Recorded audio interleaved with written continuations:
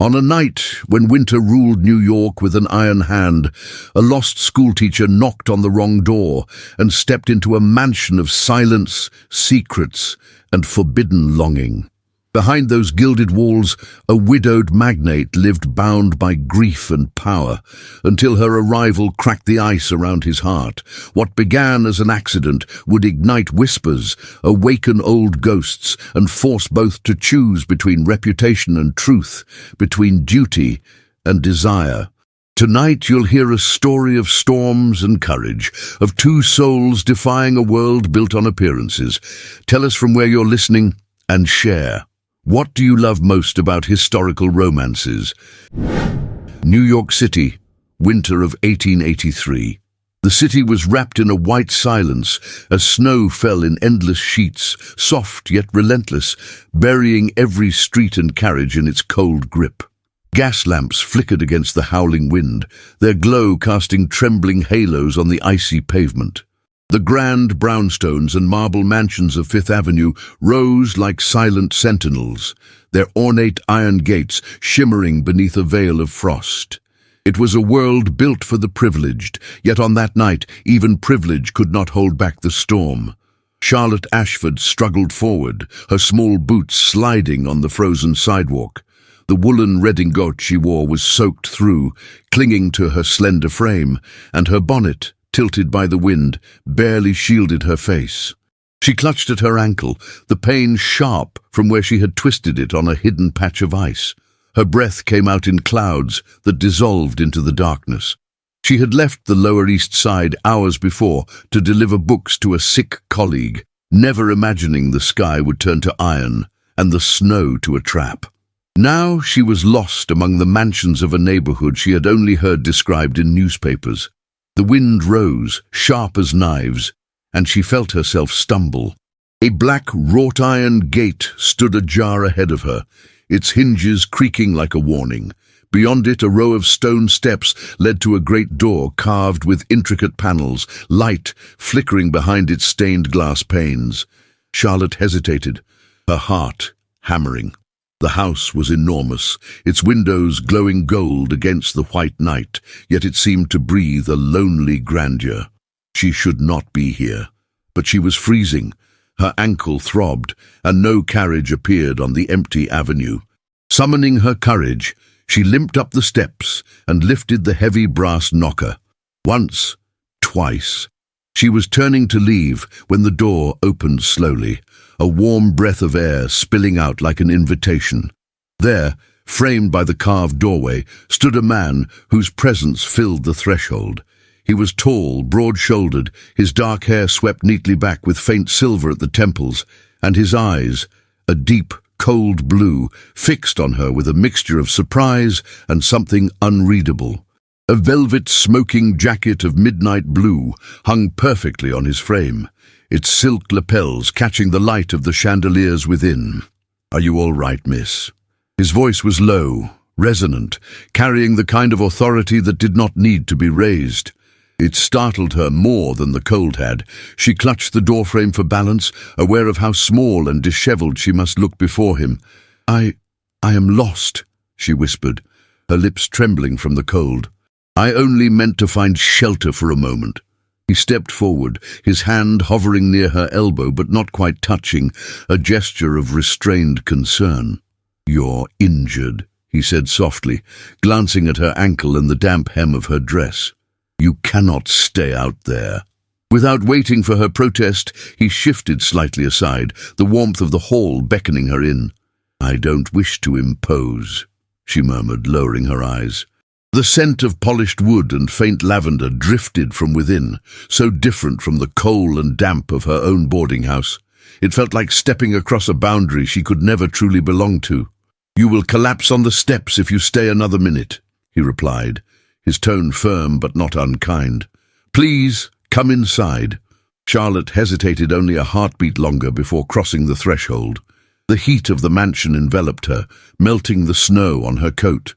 She glanced up and saw the vast hallway rising around her, lined with carved paneling, oil portraits in heavy frames, and a sweeping staircase crowned by a crystal chandelier that glittered like captured ice.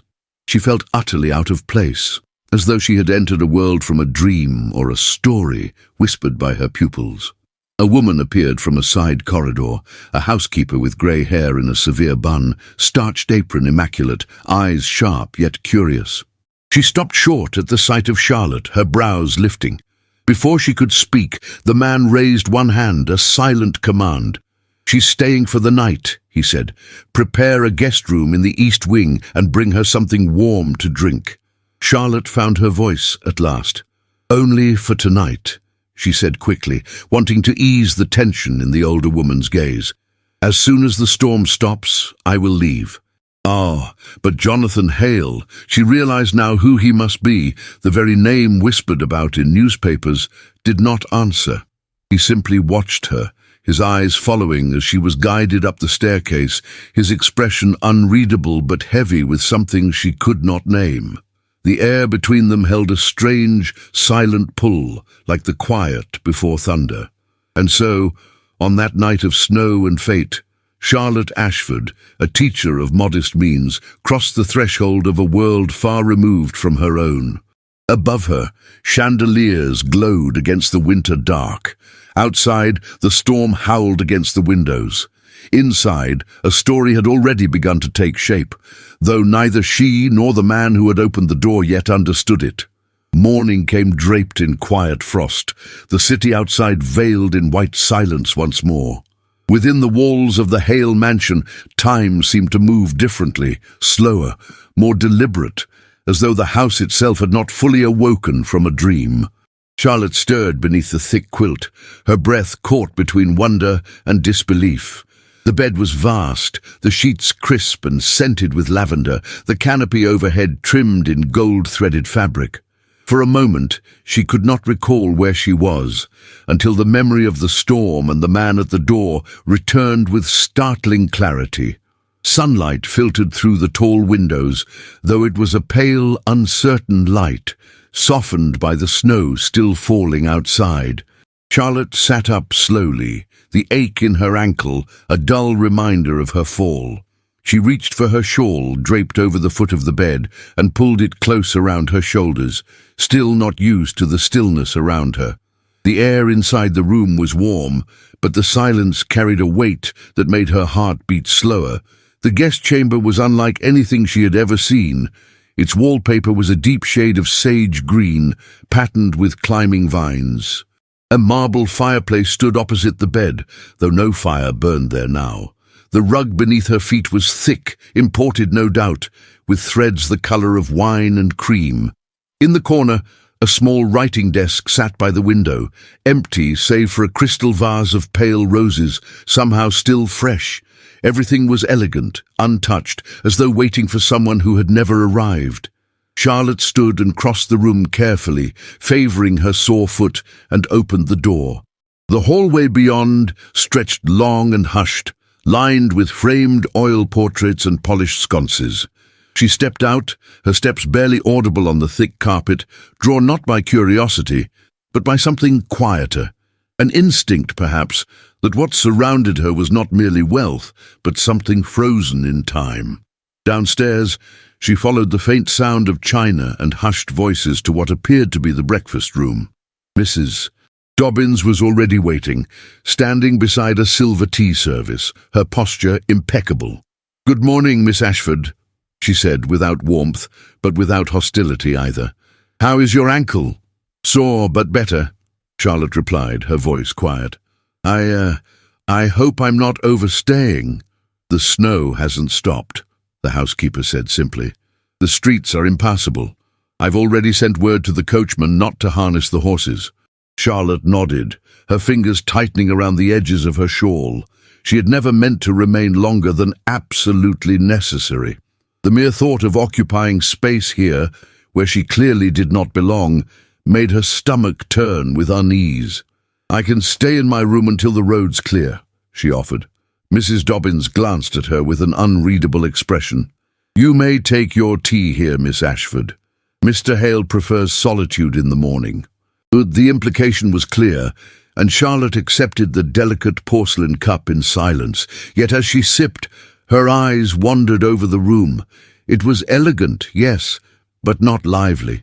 The paintings on the walls were landscapes of English countryside, sombre in hue. A sideboard gleamed with unused silver. The whole space seemed untouched by laughter, by conversation, by the life it was built to contain. Later that day, with the snow still falling thick and without sign of mercy, Charlotte found herself wandering the east wing. The halls were quiet, the air heavy with the scent of aged wood and old secrets. At the far end of a dim corridor, she came upon a door slightly ajar. She hesitated, unsure whether it was proper to enter, but the stillness of the house gave her courage. It was a study, a masculine room, lined with shelves of books bound in leather and gold leaf. Heavy drapes framed the tall windows, now frosted at the edges. A grand mahogany desk stood at the center, its surface tidy, save for a small brass lamp. Yet it wasn't that desk that drew Charlotte's attention. Against the wall, partially hidden beneath a velvet shawl, stood a smaller desk, carved of rosewood, delicate and refined. Its edges were curved with feminine grace, and the drawers bore handles shaped like lilies. It was locked. The only object atop it was a closed inkwell and a small silver blotter. Dust had begun to gather at its corners, yet Charlotte sensed it had not been forgotten. She reached out, brushing her fingertips lightly along the edge. "That belonged to Mrs. Hale," came a voice behind her. Charlotte turned quickly, startled. Mrs. Dobbins stood at the threshold, her hands folded in front of her apron. "She used to write letters there every evening," the woman said, her voice softer now, touched with something close to reverence. "Never missed a night, even when she was ill." Charlotte stepped back respectfully. "I didn't mean to intrude." "You haven't," the housekeeper replied, "but few enter this room now. Mr. Hale keeps it as it was. Some things are difficult to move past." Charlotte understood, more than she could say. That evening, when Charlotte returned to the study with a book borrowed from the library, she found Jonathan already there. He stood by the window, gazing out into the falling snow. He didn't acknowledge her right away, and she wondered if she should retreat. But then he spoke, his voice distant. "The city changes when it's covered in white," he said. "It almost looks clean, as if it's forgotten what it truly is beneath." Charlotte stepped closer, the book clutched in her hand. "And what do you think lies beneath?" He turned then, his expression unreadable. "Grief, vanity, power, things the snow can't truly bury." Silence settled between them. Then he motioned toward the fire, where two chairs faced one another. She sat without speaking, and he joined her. The warmth from the hearth filled the space between them, though neither reached for it. "I've lived in this house for over 10 years, he said at last. "When she died, it became a mausoleum. I wasn't ready to change anything. I told myself it was out of respect. Perhaps it was, but mostly I think I feared how empty it would feel without her things." Charlotte didn't interrupt. She knew the value of silence when it was filled with truth. "I've been surrounded by wealth my entire life," he continued, "yet I found no fortune that could protect me from loss. And no room in this house felt large enough to contain the absence she left behind." Charlotte lowered her gaze, her voice quiet. "Loss has a way of echoing, even when no one speaks of it." His eyes found hers then, lingering. "Yes, it does." A log cracked in the hearth, sending sparks upward. The glow flickered across Jonathan's face, softening the hardness etched into his brow. Charlotte noticed for the first time how tired his eyes looked, not from lack of sleep, but from carrying too much alone. Outside, the blizzard continued its silent reign. But inside the study, something shifted. Not quite trust, not yet closeness, but the beginnings of understanding. A fragile thread woven between two strangers, born from shared solitude. When Charlotte finally returned to her chamber that night, the halls of the Hale mansion no longer felt entirely foreign. They remained grand, cold, and filled with shadows. But within those shadows, a light had flickered. and Charlotte Ashford, though still uncertain of her place in this world, had seen it. And it had seen her. The third day of snow came not with fury, but with a gentle, unrelenting fall that cloaked New York in a hush deeper than silence. Inside the Hale mansion, time unfurled like ribbon, slow, deliberate, echoing against marble floors and high ceilings. The storm had turned the world outside into a white blur, but within those gilded walls, another kind of storm began to stir, quieter, more dangerous. It began in whispers. Charlotte Ashford had grown accustomed to the peculiar rhythm of the mansion, where footsteps were muffled by Persian rugs and voices rarely rose above a murmur. She had come to know its corners, the hallway lined with oil portraits, the library with its hidden alcoves, the study where the fire always burned low. Yet with each step she took through those corridors, she felt the weight of unseen eyes, of doors that closed a moment too quickly, of conversations that fell silent when she entered. She did not belong here. That truth pressed against her like the chill in her bones, yet she could not deny the pull this house exerted on her soul, as if it had waited, lonely and forgotten, for someone to notice its quiet suffering. It was near dusk when Mrs. Dobbins found her in the music room, a space rarely used, where a grand piano sat beneath a dusty chandelier. Charlotte stood near the tall windows, watching the snow swirl beyond the glass, like ghosts chasing one another. "Mr. Hale has asked if you would join him for dinner," the housekeeper said, her voice as precise as always, though her gaze lingered a moment longer than usual. 7 o'clock. In the gold dining room. Charlotte turned slowly, startled. "I wasn't aware he took dinner with company." "He doesn't," Mrs. Dobbins replied. Then, after a breath, he made the request himself. With that she departed, leaving Charlotte alone with the sound of her own heartbeat. That evening, Charlotte dressed with trembling hands. Her travel-worn clothing offered little choice, but Mrs. Dobbins had left a freshly laundered dress folded neatly at the foot of her bed. A modest gown of soft plum wool, simple but well-made, with a narrow waist and high collar edged in lace. She did not question where it had come from. When she entered the gold dining room, her breath caught. It was a space meant to impress, walls of ivory and gilt, a ceiling painted with faded cherubs, a fireplace flanked by 2 marble statues of Greek muses. The table was long, meant for 20 guests, but tonight only 2 places were set, one at either end. Jonathan Hale stood near the hearth, a crystal glass in hand. He wore a black dinner coat, his shirt starched, and his cravat a perfect knot of snowy linen. When he looked up, his eyes held something unreadable, something shadowed by memory. "You look," he began, then paused, as if the act of offering compliments felt foreign on his tongue.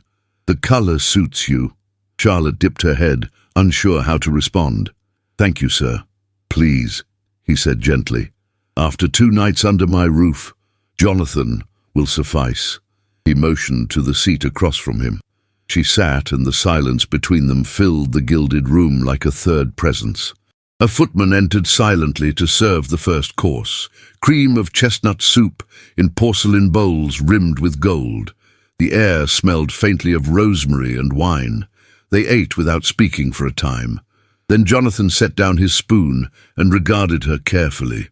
"You must think this house very strange," he said. Charlotte blinked. "No, well, it is unlike anything I have known, but I find it solemn." He gave a quiet, humorless laugh. "Solemn. That's a kind word for what it's become." She hesitated. "I don't mean to speak out of turn. Only that sometimes grief leaves behind silence, and the silence fills rooms more than sound ever could." His gaze lingered on her face, as though seeing her through a lens he hadn't used in years. "You speak of grief as though you've known it intimately." She looked down at her napkin, folding the corner between her fingers. "We all carry losses. Some are loud, others we tuck into quiet places." The room grew still again. In the soft glow of candlelight, his expression shifted. Something loosened in his shoulders, something human. "I wasn't prepared to speak of her," he said at last. "But I find that with you, the words come easier than I expected." Charlotte raised her eyes to his. "Perhaps because I don't expect you to speak at all." It was not flirtation. It was truth. And Jonathan Hale, a man armored by silence and control, found himself shaken by it. Later, when the plates had been cleared and the wine glasses drained, he walked her back to the base of the staircase. They stood in the dim hallway, just beyond the reach of the chandelier's glow. "Thank you," he said quietly, "for accepting the invitation." She nodded, her hands clasped in front of her. "It was a kindness I didn't anticipate." His voice dropped, his words suddenly fragile. "Kindness is something I nearly forgot how to offer." Their eyes met, and in that single glance something passed between them, unspoken but potent. The silence stretched, tender and aching. Then, with a gentle nod, Charlotte ascended the stairs, her footsteps echoing softly above. But far beyond the mansion walls, on the opposite side of the city, another scene unfolded. In a lavish parlour on Gramercy Park, Mrs. Cornelia Whitcomb lounged on a tufted chaise, a crystal coupe of champagne poised between her fingers. Her golden hair was pinned high, her lips painted the colour of crushed roses. She was surrounded by women of her circle, widows and heiresses, all polished to perfection. But it was the young man in the corner who held her attention, a lean figure with bright eyes and an eager tongue. "I passed the Hale residence this morning," he said, biting into a sugared pastry. "Unusual sight. A woman at the window, not the housekeeper. Young, brown hair, not quite dressed like the usual sort." Cornelia's smile froze. "A woman?" she asked casually, though her voice carried the sharp edge of interest. He nodded. "Looked provincial, but not unpleasant. Curious thing, really." Cornelia's fingers tightened around the stem of her glass. "That house has been a tomb since Elise Hale died," another woman said with a sigh. "He hasn't entertained anyone since." Cornelia said nothing, but her eyes glittered. Later that evening, as snow began to fall again across the city, she sat at her writing desk and penned a letter in a hand, both elegant and precise. The paper was thick. The seal bore the crest of her late husband's estate. It was not addressed to Jonathan. It was not meant to charm. It was meant to wound, because Cornelia Whitcomb had waited too long. And whatever shadow now dwelled in the Hale mansion, whoever she was, would be seen, judged, and if necessary, removed. In the velvet halls of Fifth Avenue, whispers had begun, and those whispers would soon grow teeth. The snow had finally ceased. On the fourth morning, the skies over New York City cleared, leaving behind a city transformed into a landscape of white marble and diamond light. Fifth Avenue, once muted by the storm, now shimmered under the pale winter sun, its carriages moving slowly along salted paths, and its pedestrians bundled in furs and silk-lined coats. From the windows of the Hale mansion, the city looked almost innocent again. Clean, ordered, respectable. But appearances, Charlotte Ashford knew, could lie with exquisite grace. She had just come down the grand staircase, her gloved hands brushing the polished banister, when Mrs. Dobbins appeared at the foot of the steps. The housekeeper's tone was calm as always, but the corners of her mouth hinted at something Charlotte could not decipher. "Mr. Haley requests your company for a brief outing this morning," she announced. "The carriage will be ready shortly." Charlotte blinked. "An outing?" "He wishes to escort you to Madame Devereux's on Madison. It seems you're in need of proper shoes."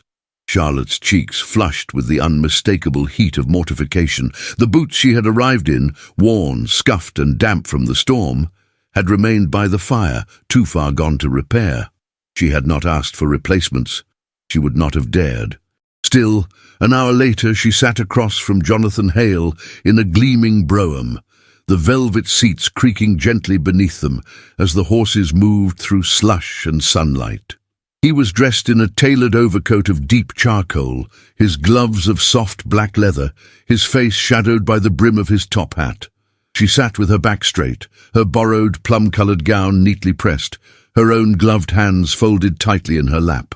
The streets bustled around them, flower carts replenishing wilting buds, delivery boys calling out the names of grand townhouses, nurses guiding toddlers through parks now buried in snow.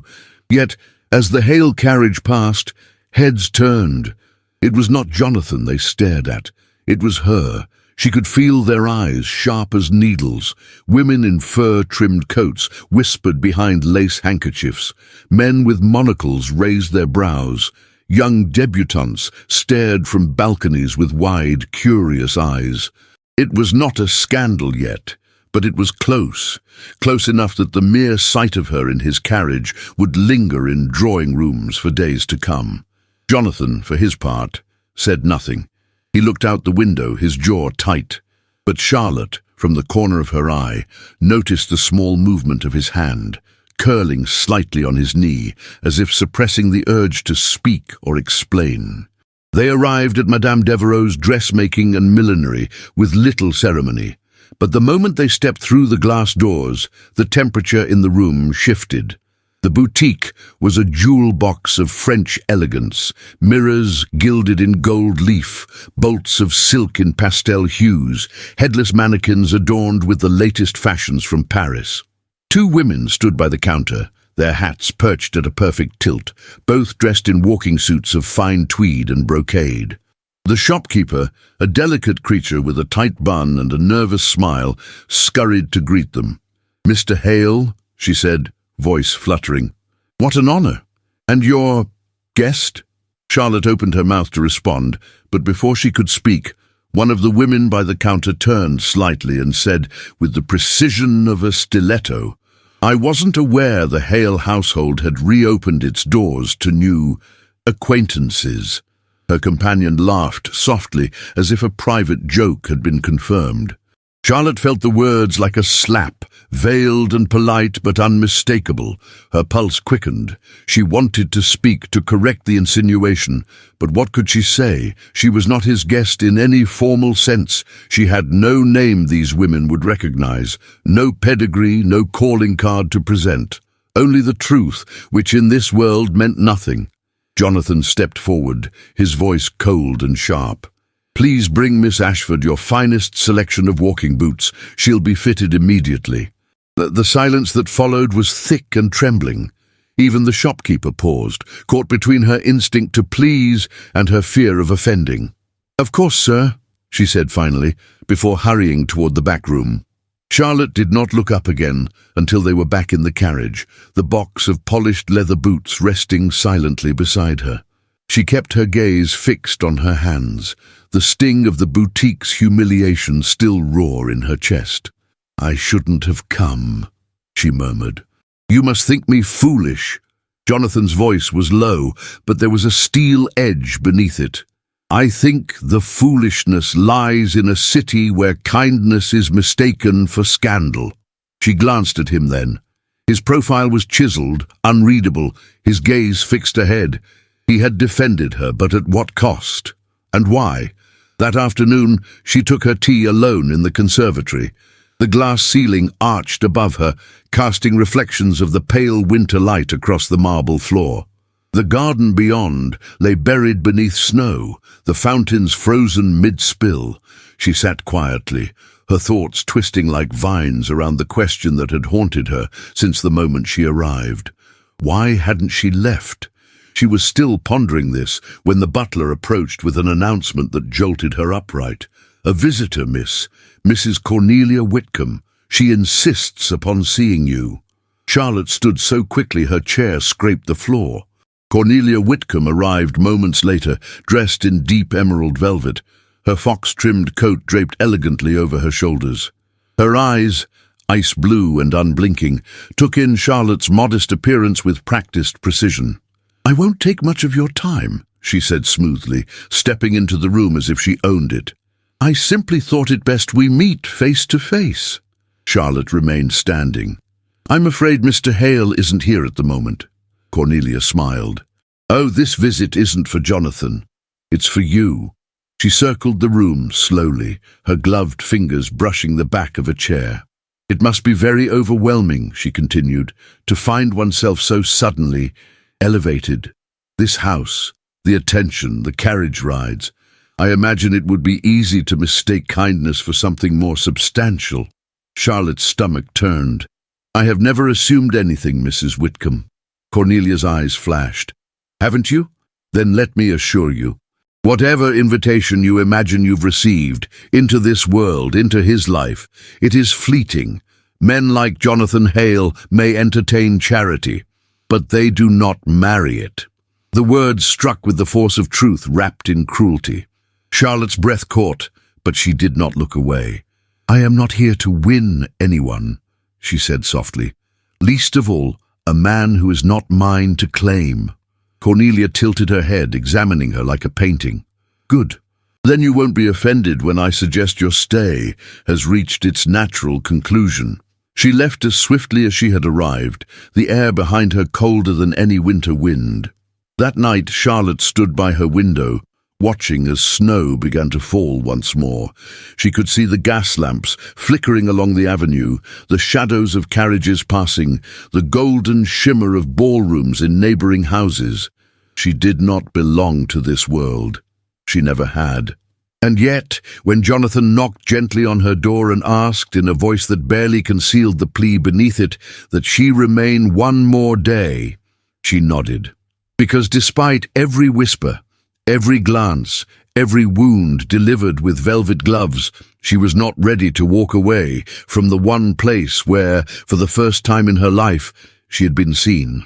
The invitation arrived, nestled in a cream-coloured envelope, its seal pressed in crimson wax and adorned with the Whitcomb crest. A serpent coiled around a rose. The script was fine and deliberate, as though each letter had been etched by hand and steeped in judgment. Mrs. Dobbins delivered it on a silver tray, her face as unreadable as ever. "For you, miss. Delivered by hand this morning." Charlotte stared at it, hesitating before breaking the seal. She already knew who it was from. The weight of the envelope was heavier than parchment alone.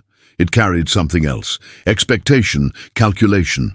The message was brief. "Mrs. Cornelia Whitcomb requests the honour of Miss Ashford's presence at her annual winter charity ball at the Whitcomb Estate, Gramercy Park, on the evening of Saturday the 10th, at 8 o'clock. Black tie. By invitation only." There was no pretense of warmth, no false courtesy, just a command veiled in elegance. An invitation that could not be declined without consequence. Charlotte read the card twice, then once more. Her hands trembled, though she told herself it was from the cold. When Jonathan found her in the conservatory later that afternoon, she still had not spoken of the letter.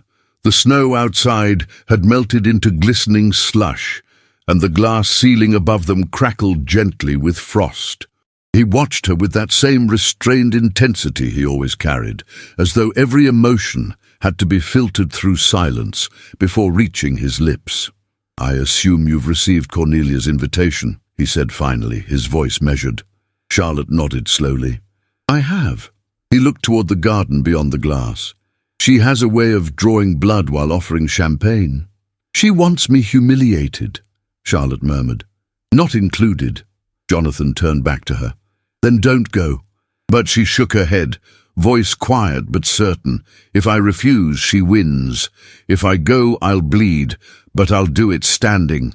He stared at her for a long moment, then did something unexpected. He reached for her hand, not to grasp it, not to hold it, just to touch the tips of her fingers gently, as if grounding himself. "Then you won't go alone." The words settled between them like a promise. The following days passed in a strange, breathless haze. Charlotte barely slept. Word of her presence at the Hale mansion had already trickled through the narrow veins of society, but appearing beside Jonathan Hale at Cornelia Whitcomb's ball would be something else entirely. It would be war, fought in whispers and glances, where every thread of silk and every arch of an eyebrow was part of a larger, unspoken battle. She had no gown, of course, nothing suitable, but Mrs. Dobbins, who had watched the house transform from a home into a tomb and now back into something vaguely resembling life, took charge with quiet determination. "There are garments stored in the Eastern wardrobe," she said. "Mrs. Hale's formal gowns. Most are untouched. One of them may suit your frame." Charlotte hesitated. "I couldn't. That would be borrowed," Mrs. Dobbins interrupted firmly. "Not claimed." Together they entered the room no one had stepped into for nearly 2 years. The air inside was cold and still, perfumed faintly with lavender and something more intangible, memory. The gowns were wrapped in tissue and silk, tucked into tall walnut armoires. With reverent hands they sorted through velvet and lace until they found one of midnight blue satin, embroidered at the waist with silver thread that shimmered like frost. The sleeves were fitted to the wrist, the bodice structured, but delicate. It fit as though it had waited for her. On the night of the ball, Charlotte descended the stairs slowly, the gown catching the light with every breath she took. Her hair had been twisted into a soft chignon by Mrs. Dobbins, pinned with a single sapphire comb. She wore no jewels beyond that, and no perfume, only a touch of rosewater on her wrists and behind her ears. Jonathan stood at the base of the stairs, already dressed in formal black, a silver cravat at his throat and a deep grey waistcoat beneath his tailcoat. His expression when he saw her did not change, but his silence deepened. "You're radiant," he said at last, offering his arm. "No," she replied softly, "only brave." The Whitcomb estate at Gramercy Park was a palace masquerading as a townhouse, its windows glowing like lanterns, the music of a string quartet spilling into the winter night. Doormen took their coats without a word. The moment they entered the gilded vestibule, the air changed. Every eye turned. Jonathan Hale had not attended a ball in nearly 2 years, and now he arrived with a woman no one knew, no one recognized, no one had approved, a woman wearing his late wife's gown. They were announced at the top of the grand staircase. Mr. Jonathan Hale, accompanied by Miss Charlotte Ashford. A beat of silence. Then music resumed, and the whispers began. They moved through the ballroom like a breath through fire. Ladies in silk turned their heads to murmur behind fans. Gentlemen adjusted their monocles and pretended not to stare. No one offered Charlotte a glass of champagne. No one asked her to dance. She became a ghost in blue satin, drifting behind Jonathan like a question no one dared answer aloud. But he never left her side. Not once. Cornelia appeared an hour later, descending the staircase in a gown of crimson velvet, diamonds glittering at her throat like icicles. Her smile when she approached them was all sweetness and civility. "Jonathan," she said, leaning in just enough to brush his cheek with the idea of a kiss, "and Miss Ashford. What a daring choice." "Cornelia," Jonathan replied flatly, "your ball is exquisite." Charlotte said nothing, her throat dry. Cornelia turned to her, eyes shining. "I must confess I wasn't sure you'd accept. It takes courage to walk among wolves." Charlotte held her gaze. "It takes more to pretend they're sheep." The silence that followed was sharp enough to draw blood. Nearby, a man observed them from behind a column. His name was Edwin Barrett, a society journalist known for his sly wit and sharper pen. He had been invited, of course, under the guise of charity coverage, but Cornelia had whispered his name to the butler herself, and he had come not to write about donations, but to witness a spectacle. He watched Charlotte closely, the way she held her chin high despite the stares, the way Jonathan shielded her without ever taking her hand, the way the room bent around them like a bowstring pulled tight. By the time the clock chimed 11, Charlotte's pride had become a porcelain mask. Her feet ached, her back stiffened beneath the weight of eyes, and when she finally asked Jonathan if they could leave, her voice trembled, but not from fatigue. "Of course," he said gently, as if he had been waiting for her to ask all along. Outside, the night air bit at her cheeks, crisp and biting. Snow had begun to fall again, soft and slow, like feathers drifting from heaven. He helped her into the carriage in silence, Once inside, she turned her face away, but her voice found him. "Why did you bring me there?" He didn't answer at once. His hands rested on his knees, gloved and still. "Because I didn't want you to face them alone," he said. "Because you deserve to be seen." Her eyes filled, but she did not let the tears fall. Not there, not yet. And behind them, in a ballroom of gold and glass, Cornelia Whitcomb smiled like a queen. The trap had been set, the bait had been taken, and the press would feed on the scandal for days. Morning in the Hale mansion came pale and cold, with light that filtered timidly through tall lace curtains and fell on marble floors that no longer seemed so grand. The silence of the house, once a soft companion to Charlotte, now echoed with something sharper. She stood in the guest chamber, already dressed in her simple grey day dress, the satchel at her feet packed with quiet resolve. Her fingers moved slowly as she folded her shawl, smoothing its edges, even though they were already neat. There was no one to say goodbye to. She had arranged it that way. The ballroom had been a stage, and she its unwilling player. The murmurs, the calculated glances, the smiles too sharp to be sincere, every one of them had left a bruise where no one could see. But what struck deepest had not been the cruelty. It had been Jonathan's silence. His presence beside her had been steady, yes, and his eyes had never left her, but he had not spoken for her. Not once. He had not stopped the whispers. He had not named her. Charlotte pulled on her gloves and looked around the room one last time. The bed had been made. The small bouquet of winter flowers on the dresser was beginning to wilt. Nothing here belonged to her, not the book she had read, not the mirror that had reflected her unease, not even the warmth she had begun to mistake for safety. She placed a note on the writing desk, folded once. No seal, just his name, written in her careful hand. Then, with soft steps and held breath, she left. The carriage she hired was modest and cold, the windows fogged from the driver's breath. The streets had lost their enchantment.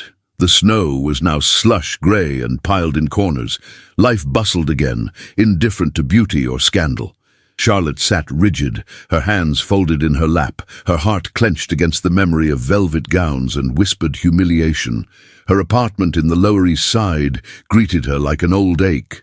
The walls were narrow, the stove temperamental, the bed narrow and hard, but it was hers, and there was peace in that. She returned to the school the next morning as if she had never left. The girls welcomed her with bright eyes and ink-stained fingers. They had heard nothing. The world she had walked away from did not reach this far. That, too, was comfort. But at night, when the lamps dimmed and the streets grew still, she would think of the rosewood desk in the East Wing study, of Jonathan standing in the ballroom with a storm behind his eyes, of the weight of her name unspoken. In the Hale mansion, Jonathan stood in the study where the fire burned low. He held Charlotte's note in one hand. It contained only 2 sentences. "Thank you for your kindness. I will not forget it." The simplicity of it struck him like a slap. He had found her room empty that morning, the bed undisturbed, no word to the staff, no carriage ordered under his name. She had slipped away like mist at dawn, and he had no one to blame but himself. His fingers tightened around the note. "Running from ghosts again?" came a voice from behind him. Jonathan turned, the sound of his brother's voice as unwelcome as the chill in the room. "Charles," he muttered, "you're early." Charles Hale stepped into the study, removing his gloves with deliberate precision. He was taller than Jonathan, but thinner, his features more angular and his eyes less burdened. He looked around with a smirk. "Still holding court in the tomb, I see. And yet I hear you've been stirring scandal in Gramercy Park." Jonathan poured himself a glass of whiskey. "Spare me." "Oh, I intend to. But the city won't. You've made the papers, dear brother. Front page of the Observer." He tossed a folded paper onto the desk. The ink was still fresh. The headline read, "Railroad King Courts Mystery Woman, Miss Ashford's Rise to Notoriety."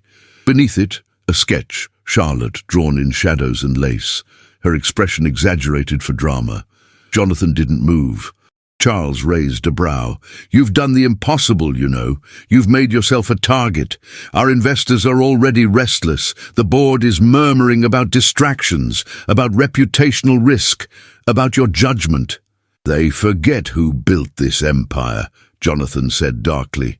"No," Charles replied. "They remember all too well, which is why they expect you to behave like the man who built it, not the one who's trying to destroy it for affection." The word hung in the air, fragile and damning. Jonathan turned away, his eyes fixed on the window where the sky had begun to grey once more.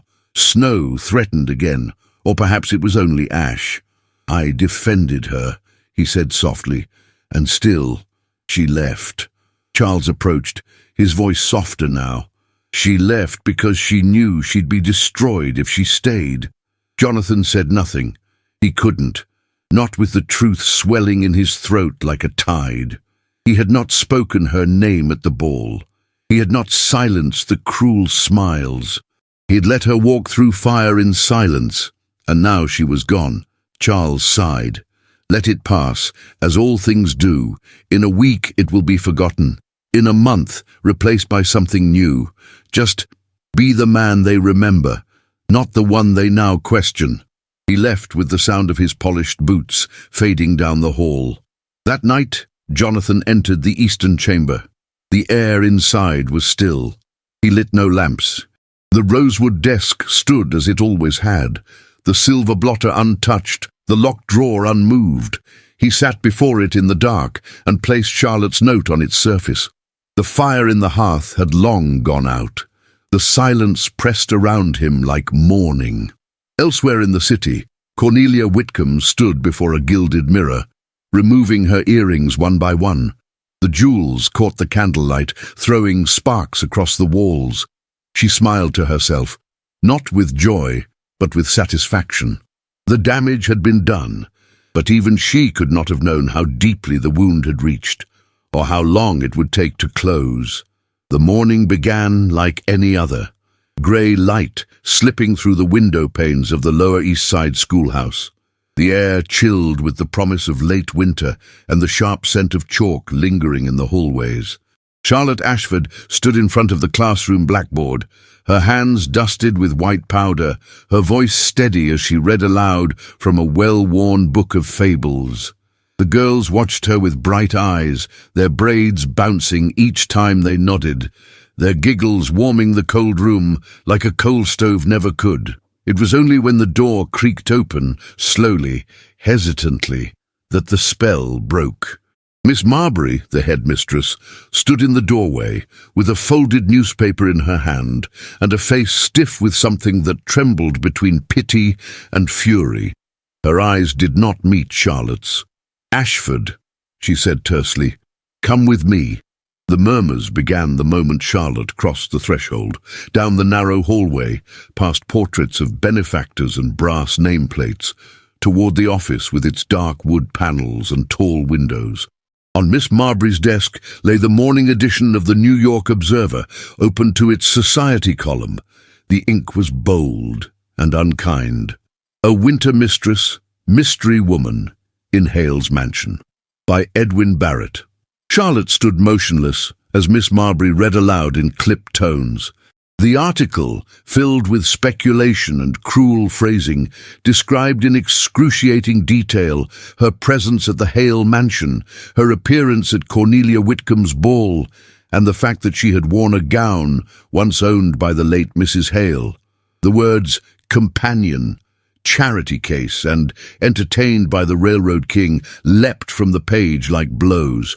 There were no accusations, only insinuations, crafted with care, designed to ruin. Charlotte's lips parted to speak, but nothing emerged. Her voice, so confident just moments before in front of her students, had abandoned her. Miss Marbury folded the newspaper with a sigh that carried decades of judgment. "There have been complaints," she said, her voice brittle. "Letters from parents, demands for your removal. We are a school for the daughters of respectable families, Miss Ashford." "I am respectable," Charlotte whispered, her hands trembling. "In the eyes of society," Miss Marbury replied. "Not anymore." The dismissal was swift, final.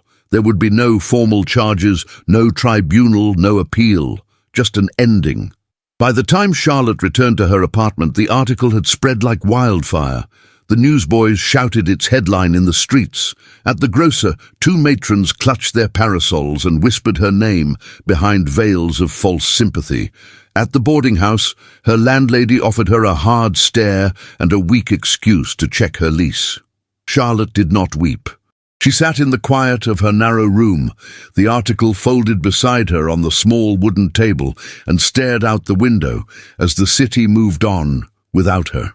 In another part of Manhattan, the same newspaper lay unfolded on Jonathan Hale's breakfast table. The sun shone through the tall windows of his private salon, turning the gold trim on the article into a cruel glint. He had not yet touched his tea. Charles stood beside the mantel, arms crossed, face unreadable. "She is not mentioned by name," he said. "Legally you could do nothing." Jonathan did not reply. Charles continued, voice lower. "But this is the consequence of sentiment, of carelessness. You invited scandal, and scandal never knocks alone." Jonathan rose. He did not speak. He did not dress for business. He did not call for his carriage. He simply took the paper, folded it once, and walked out. The school bell had rung for noon when he arrived at the gates. The children had just been dismissed for luncheon, their laughter echoing down the brick alleyways. He ignored the stares, the confusion, the gasps from staff and onlookers alike. His long coat billowed behind him as he climbed the steps of the school with a purpose that made lesser men part like reeds before him. Inside, the headmistress's office door flew open with a force that rattled the window panes. Miss Marbury rose at once, startled. "Mr. Hale, where is she?" he demanded. "She is no longer employed here." His eyes narrowed. "By whose authority?" "The board's, the community's, mine." "Then hear this," he said, stepping closer, voice deep and clear. "You've dismissed a woman whose only crime was being shown decency. You've condemned her because she had the misfortune of being seen beside me, not because she acted with impropriety, but because you feared the judgment of the rich and cowardly." "Mr. Hale, no!" he interrupted, louder now so the secretary just outside could hear. "Charlotte Ashford is an educator, a woman of dignity, and not one of you is worthy of sweeping the dust from her boots." Miss Marbury flushed, her mouth open in protest, but the storm had already broken. He left the building as he had entered it, without hesitation.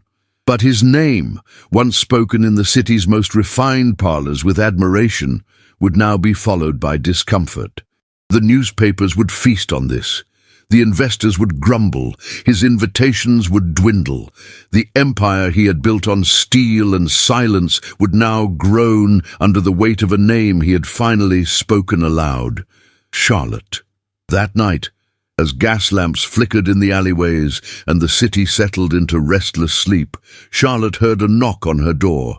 She opened it slowly, only to find Mrs. Dobbins standing there, wrapped in a navy cloak, a small parcel in her gloved hands. "Miss Ashford," she said softly, "I was not sent. I came of my own will." Charlotte blinked. "Why?" "Because I thought you should know."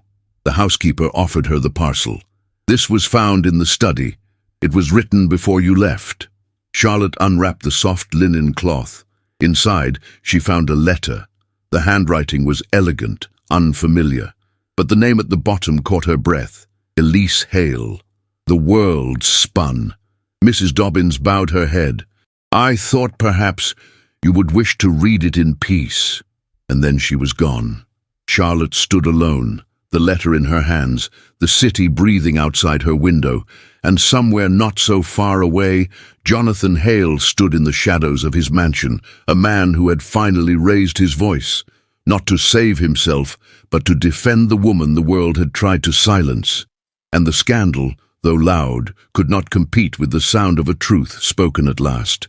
The sky above New York wore its winter gray, like a mourning veil, casting long shadows through the narrow panes of Charlotte's apartment. The hearth had long gone cold, and yet she hadn't moved to rekindle it. Instead, she sat in the worn chair by the window, the unopened letter resting like a weight upon her lap. Her fingers traced the delicate edges of the ivory envelope, sealed with a crest that bore a name she had never dared speak aloud in Jonathan's presence. Elise Hale, the woman who had once ruled his heart and home, whose portrait still watched over the mansion like a silent sentinel. The woman whose absence was a wound time had not closed. Charlotte inhaled shakily. Her hands, once so steady with chalk and needle, trembled now with the heaviness of all she did not know, of all she feared to learn. Outside, the clatter of carriage wheels rolled past, mingling with the distant calls of newsboys still hawking the scandal that bore her name. But inside, the world was hushed, reverent, waiting. She broke the seal. The paper was thick, cream-colored, its scent faintly perfumed, lavender perhaps, or a memory of it. The ink, though slightly faded, flowed in a script both refined and unmistakably feminine. My dearest Jonathan, if you are reading this, then it means I've already slipped into the silence that no physician could halt, no prayer could prevent. And so I write not as a wife clinging to life, but as a woman who has lived, loved, and wishes to leave you not with sorrow, but with peace. Charlotte's breath caught. You once told me that without me, the house would be empty, that the halls would lose their echo, the mirrors their light. But I have watched you, oh, how I have watched you, even in those final days, carry burdens that were not meant to be borne alone.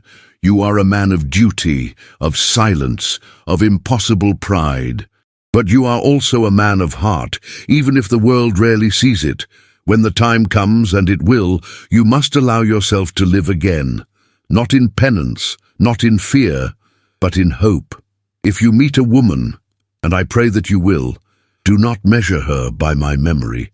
Do not hold her at arm's length in my name. Love her entirely, boldly, without shame, because life is cruel enough. Don't make your own cage. Elise, Charlotte's eyes blurred with tears that refused to fall. Her throat ached with the force of emotion locked inside her chest. The words were not bitter, not possessive. They were a benediction, a gentle push from the past toward a future she had been too afraid to dream of. For so long, Charlotte had walked in the shadow of a ghost. She had thought herself an intruder, an unwelcome guest in a house built from grief. But now, in the hush of her apartment, with Elise's words pressed to her chest, something shifted. She was not a trespasser. She was a chapter yet unwritten. That evening, as dusk descended like a velvet curtain over the city, there came another knock upon her door. This time, it was him.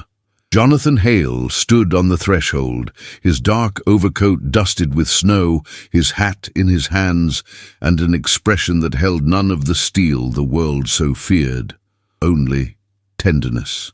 "May I come in?" he asked softly. Charlotte stepped aside, her heart hammering like a hymn inside her chest.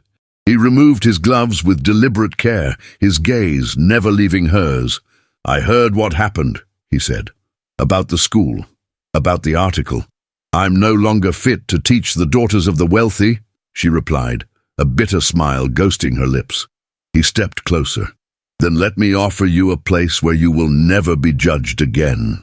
Her breath caught. "What are you saying?" "I'm saying come with me," he said, voice low. "Leave this apartment. Leave this city. I will build you a home far from this noise, or I will stay here and face it with you, if that is what you want. But I won't watch you suffer because of me." Charlotte looked at him, truly looked, at the man who had once lived behind walls of marble and pride, now standing before her with nothing but open hands and trembling hope. "I don't need saving, Jonathan," she whispered. "I know," he said, "but I do." His admission stole the breath from her lungs. Then, reaching into his coat, he produced a small velvet box, not ostentatious, not gilded, simple, honest. "I would have waited longer," he murmured, "but the world doesn't seem inclined to give us time." She stared at the box, then at him.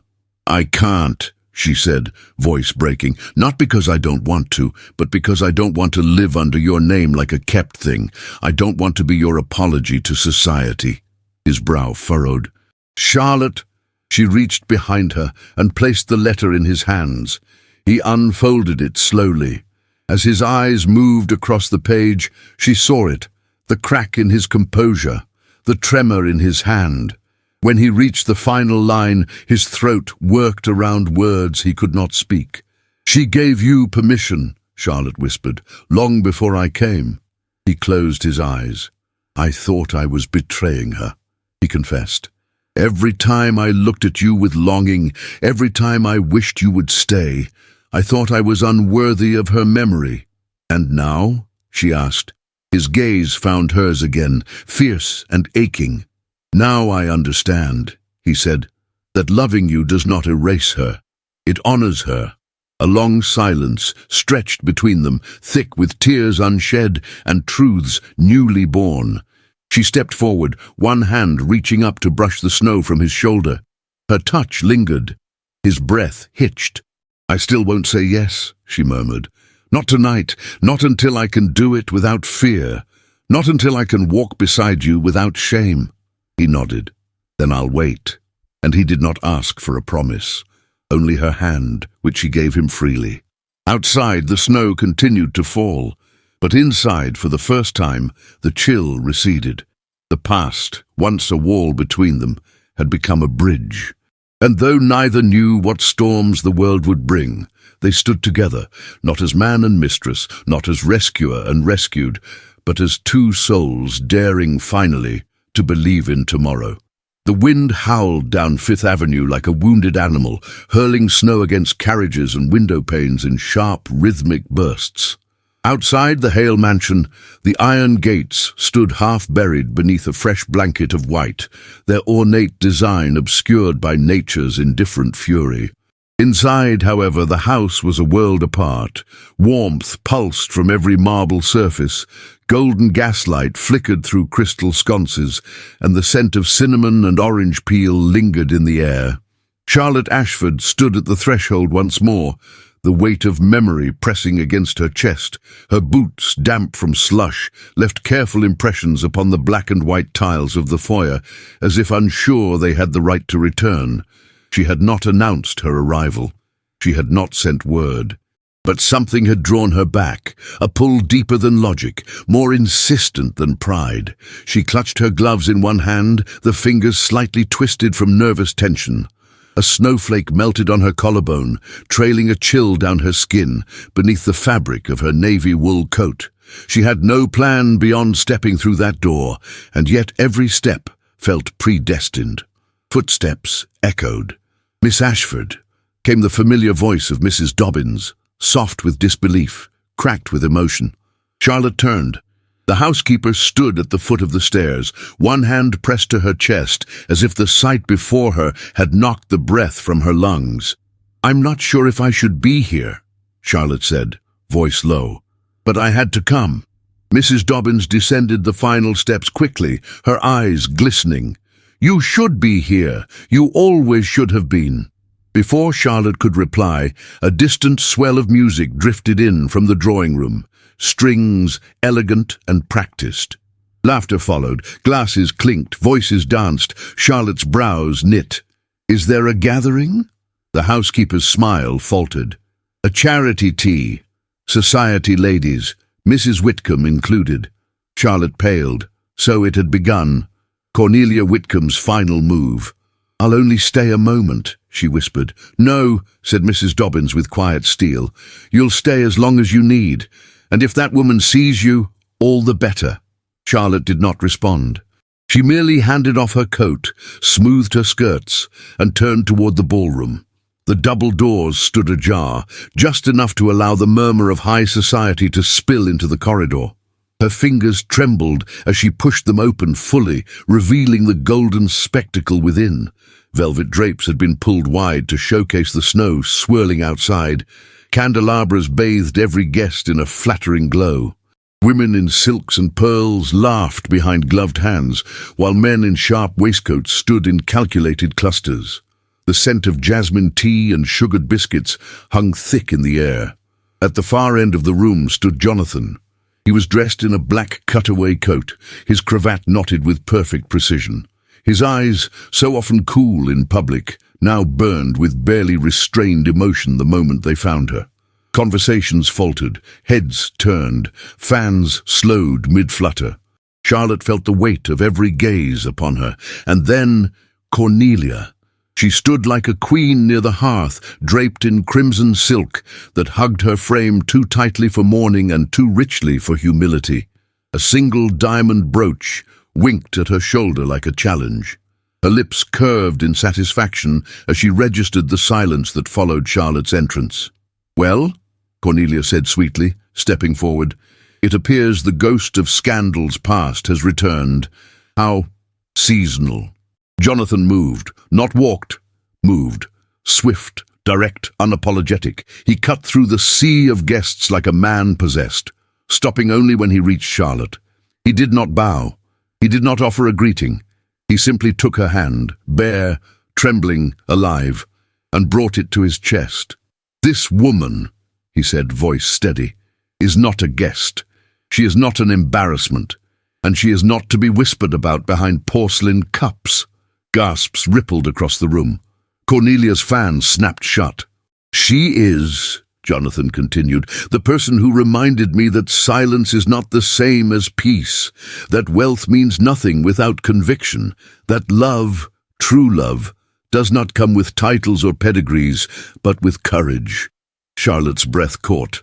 "I loved my wife," he said plainly, "but I mourned her longer than she would have wished, and I mistook grief for loyalty." He turned then, slowly, facing the crowd. "For too long I hosted these gatherings, nodded at false smiles, paid for seats at empty causes, all to preserve a place in a society that devours its own." He looked back at Charlotte. "But I will do so no longer." The room erupted in murmurs, some stunned, others scandalized. "I am withdrawing from the boards, the galas, the invitations. Let the rumors fly. Let the gates close behind me. Let the titles rot. I choose truth." A beat. "I choose her." His hand tightened gently on Charlotte's. Cornelia's eyes glittered with fury. "You would cast aside everything for a schoolteacher." Jonathan turned to her, his tone never rising, but his meaning thunderous. "I would cast aside anything for a woman who walks through storms with her head high, who refuses to let cruelty define her, and who has more integrity than any duchess at this tea." Cornelia's painted smile slipped. "You'll regret this." "Then let me regret it," he replied. "But at least I will no longer be ashamed of the truth." Silence. Long, brittle silence. Then, somewhere in the back, a single pair of hands began to clap, followed by another, then another. It was not a standing ovation, it was not unanimous, but it was enough. Cornelia turned on her heel and strode out of the room, her heels sharp against the marble, her pride cracked but not yet broken. Jonathan and Charlotte remained where they stood, the world shifting around them like snow melting on a warm hearth. "I didn't come here to make you choose," Charlotte whispered. "I know," he said. "That's why I chose." She looked at him, then really looked. Not the man she had feared to admire, nor the recluse she once pitied, but the man who had finally torn down the walls around his heart with nothing but truth. And in that ballroom, with crystal chandeliers catching the light of 1,000 whispered hopes, Charlotte Ashford let herself believe. Not in fairy tales, but in love. Earned, spoken, and finally free. 1 year had passed since snow and scandal had bound their hearts in silence and truth. Now a different kind of winter blanketed the city, a gentler season, one not feared but embraced. Outside the grand Hale estate, the snow fell like lace from the heavens, soft and slow, each flake a whisper of all that had been endured and all that had bloomed in its wake. The mansion, once so still it echoed with sorrow, now breathed with life. In the east garden, once trimmed for silent receptions and showy teas, laughter rang out from a group of girls, chasing one another between rose-covered trellises now dusted in snow. Their wool cloaks, mismatched but clean, flared in motion as ribbons danced behind their braids. Beyond them stood a modest brick building freshly constructed, a schoolhouse, simple in design but rich in purpose. Above its doorway, a carved plaque read, "The Ashford Institute for Girls." Its letters, engraved in oak, gleamed with sunlight despite the clouds. Inside the mansion, Charlotte Hale, née Ashford, adjusted her veil as she leaned over a small writing desk, reviewing a letter from one of the school's patrons. Her hair, now worn in a graceful low twist, was streaked with soft gold under the glow of the chandelier. Her dress was not a gown of silk, but of warm violet wool, edged in delicate lace, its design both dignified and practical. The fabric swayed gently around her as she rose, folding the letter with care. A knock sounded. Before she could answer, the door opened, and Jonathan stepped in. He no longer wore the uniform of Fifth Avenue society. His attire had softened into quiet elegance. A dark charcoal waistcoat, shirt sleeves rolled just above his wrists, and his collar open enough to reveal a sliver of the man beneath the businessman. In his arms, he carried a small wooden box tied with burgundy ribbon. "It's from Cooper Union," he said, voice touched with quiet pride. "A thank you for last month's endowment." Charlotte smiled as she crossed the room. "Another one? You'll have every school in the city named after you soon." He stepped closer. "Not if I keep insisting they credit my wife," Charlotte laughed, and in that sound was the warmth of a woman no longer in exile from her own joy. Jonathan set the box down and looked at her, not as a man who possessed, but as one who had been redeemed by something he never dared to ask for. "I watched them this morning," he murmured, glancing toward the window.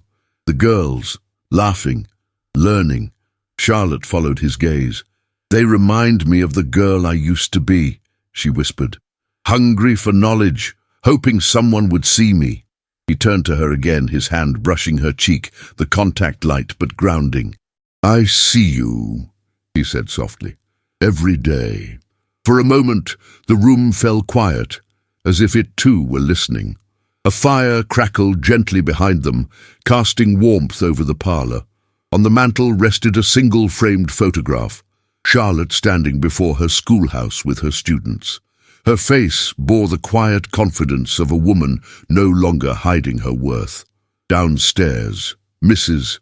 Dobbins called instructions to the cook, preparing for the evening supper with several of the estate's new residents, orphans taken in during the bitter spring after a factory fire in Brooklyn. The old house, once guarded and hollow, now teemed with sound, with breath, with healing. Jonathan sat beside Charlotte on the divan, one leg crossed casually over the other, his fingers tracing the curve of her wrist. "Do you regret it?" she asked suddenly. He turned to her. "Turning my back on a world built on illusion?" he replied.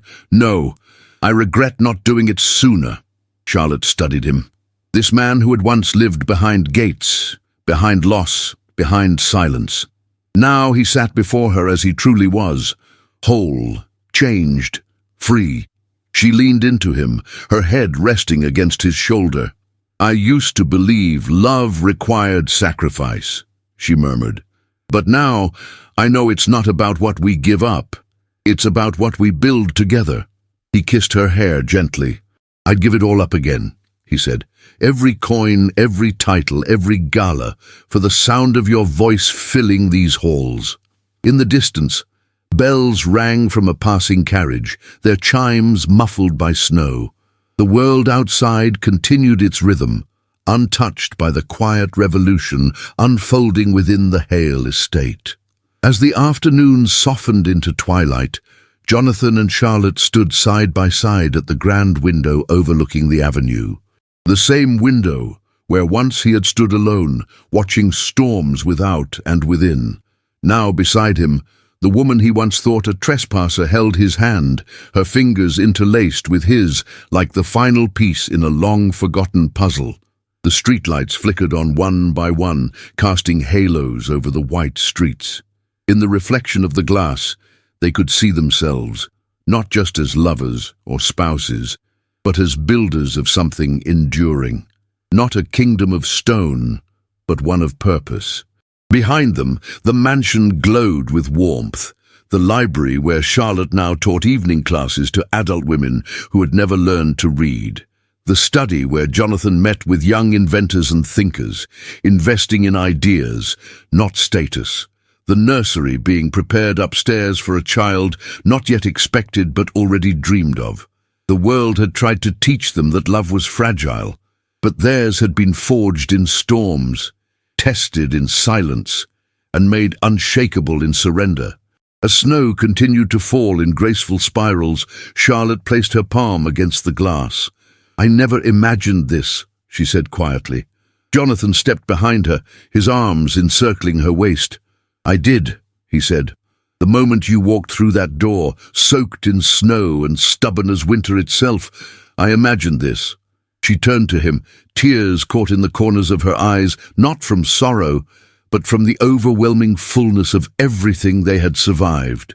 He kissed her, gently, reverently, not to claim her, but to honor her, and as the night deepened and the snow covered the city in softness and light, the Hale mansion stood no longer as a symbol of wealth or isolation, but as a home, a place where truth was spoken without fear, where love was not whispered behind doors, but declared before the world, where legacy was not measured in riches, but in lives touched, in laughter restored, in silence broken, and in two hearts, once lost, once guarded, that now beat as one. 8 winters had passed since that December evening when the world had turned upside down, when truth, love, and rebellion had walked hand in hand through the doors of a mansion once silent with grief. Now, on the edge of a crisp winter morning, the Hale estate stood transformed, not only by time but by purpose. The mansion, though still grand, bore marks of change. The iron gates were always open. The marble floors welcomed boots muddied by the city's working class. Laughter no longer felt like a rebellion within those halls. It was the rhythm of daily life. Inside the parlor, a fire crackled gently. Its warmth stretched across a pair of velvet chairs, where Charlotte Hale, now 38, sat with a letter in her lap, her fingers trembling just slightly, not from age, but from memory. Her auburn hair was streaked with silver near her temples, and her eyes held the calm wisdom of a woman who had lived, chosen, and endured. Outside, the sound of children echoed from the courtyard. The Ashford Institute for Girls had expanded beyond what anyone had imagined. Now boys were allowed too, and children of all races and backgrounds, orphans, immigrants, the forgotten, learned under the guidance of passionate teachers who had once been students themselves. Charlotte folded the letter, eyes glistening. It was from a girl named Esme, newly arrived from Tennessee. She had lost her mother and spoke of Charlotte's name like a myth, the woman who changed the world with books and storms. A familiar laugh carried down the corridor.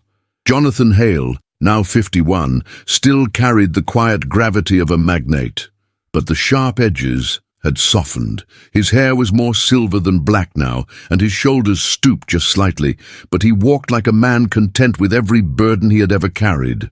In his hand, he held a small book of poetry, Charlotte's favorite, and in his other hand, the tiny fingers of their youngest child.